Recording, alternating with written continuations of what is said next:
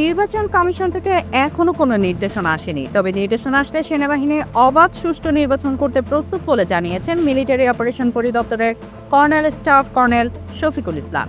বৃহস্পতিবার দুপুরে বনানীতে সেনা সদরে আয়োজিত এক সংবাদ সম্মেলনে এমনটা জানিয়েছেন তিনি। গত কয়েক সপ্তাহে আইন শৃঙ্খলা রক্ষায় সেনাবাহিনীর কার্যক্রম তুলে ধরতে ওই সংবাদ সম্মেলনের আয়োজন করা হয়। সংবাদ সম্মেলনে কর্নেল শফিকুল ইসলাম বলেন, গত 2 সপ্তাহে 26টি অবৈধ অস্ত্র ও 100 রাউন্ড গোলাবারুদ উদ্ধার করেছে সেনাবাহিনী। এছাড়াও 5ই আগস্টের পর থেকে এখন পর্যন্ত 4 শতাধিক কিশোর গ্যাং সদস্যদের গ্রেপ্তার এবং পাহাড়ে শান্তি রক্ষায় অভিযান পরিচালনা করা হয়েছে।